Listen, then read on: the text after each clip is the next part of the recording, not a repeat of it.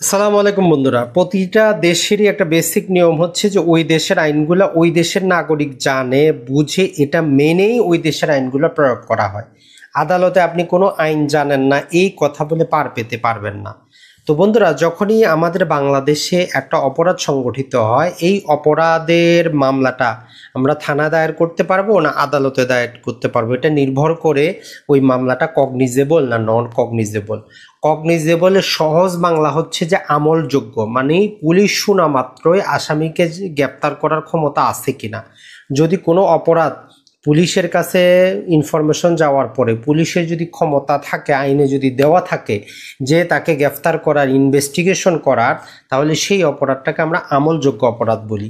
আর যদি আদালতের অনুমতি নেওয়ার পরে পুলিশ ইনভেস্টিগেশন করতে পারে বা আদালতেই মামলাটা দায়ের করতে হয়, তখন সেটাকে আমরা আমল ও যোগ্য বলি। নর্মালি যেগুলো হিনিয়াস প্রকৃতির অপরাধ, যেমন হত্যা, ধর্ষণ, লুট, এই জিনিসগুলো হচ্ছে আমাদের কগনিজেবল অফেন্স।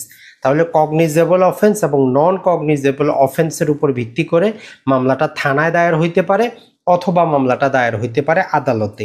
এইটা কিন্তু নির্ভর করে। আরেকটা জিনিস মনে রাখবেন, থানায় মামলা দায়ের করলে যেটা হয় যে তার আইনজীবী রাষ্ট্র ঠিক করে দেয়, পাবলিক প্রসিকিউটর থাকে, সরকারি উকিল থাকে, যাকে আমরা সংক্ষেপে পিপি বলি। কিন্তু মামলাটা যখন নন কগনিজেবল হয়, যখন আপনি আদালতে দায়ের করেন, আপনার নিজের টাকায় আইনজীবী সেখানে নিযুক্ত করতে হয়। তবে কগনিজেবল মামলায় যদি আপনি চান, আপনার ওই সরকারি পিপির অধীনে আপনি আইনজীবী নিয়োগ করতে পারেন, তাতে কোনো বাধা নাই। এখন আসেন, অপরাধটা তো সংগঠিত হয়ে গেল, কগনিজেবল হইল আর অথবা নন কগনিজেবল হইল, যেভাবেই হোক, হয় আপনি থানায় দায়ের করলেন অথবা আদালতে দায়ের হইল। এখন আসামি যদি গ্রেফতার হয়, আসামি জামিন পাবে কিনা, তার বেইল হবে কি হবে না। তো দেখেন, এখন এই অপরাধগুলো আবার দুই প্রকার। একটা বলতেছে বেইলেবল, যেখানে জামিনযোগ্য, আরেকটা হচ্ছে নন বেইলেবল, যেখানে জামিন দেওয়া যাবে না। তো অপরাধের প্রকৃতির উপর নির্ভর করে কাজগুলো কিন্তু করা হয়েছে।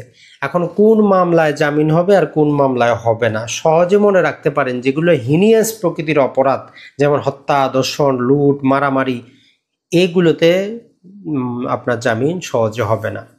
এই জন্য ফৌজদারি কার্যবিধির মধ্যে একটা শিডিউল রাখা হয়েছে। ওইখানে পেনাল কোড এবং বিশেষ আইনের প্রতিটা অপরাধ, কোনটা আমলযোগ্য, কোনটা আমল অযোগ্য, কোনটা বেইলেবল, কোনটা নন বেইলেবল, কোনটা কম্পাউন্ডেবল, কোনটা নন কম্পাউন্ডেবল, সেখানে দেওয়া আছে।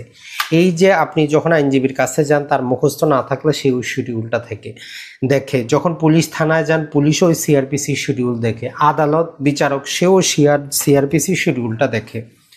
এখন কথা হচ্ছে, বেইলেবল মামলার ক্ষেত্রে নর্মালি জামিন হয়ে যায়। জামিনটা আপনার অধিকার।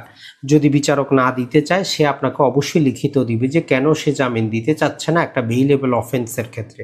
কিন্তু অপরপক্ষে নন বেইলেবল মামলায় আপনি জামিনটা অধিকার হিসেবে দাবি করতে পারেন না, বিচারকের ডিসক্রিশন চলে আসে তখন। এখন নন বেইলেবলের মধ্যেও কিছু আছে, যদি অসুস্থ হয়, নারী হয়, বয়স্ক হয়, এমনকি 16 বছরের কম হয়, তাহলে সেক্ষেত্রে ক্ষেত্র বিশেষে জামিন দেওয়া যাইতে পারে। এটা বিচারকের উপর নির্ভর করে।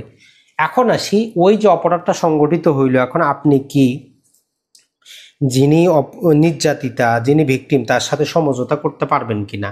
এইটার সর্বপ্রথম দুইটা ক্যাটাগরি হচ্ছে, একটা কম্পাউন্ডেবল যেগুলো আপোষযোগ্য, আর একটা হচ্ছে নন কম্পাউন্ডেবল যেগুলো আপোষযোগ্য না। আবার যেগুলো আপোষযোগ্য, এগুলো আর কিছু আছে আদালতের অনুমতি নিয়ে আপনাকে আপোষ করতে হবে, আবার আরেক কিছু আছে যেগুলো আদালতের অনুমতি ছাড়া আপনি আপোষ করতে পারেন। এই জিনিসটা কিন্তু মনে রাখবেন।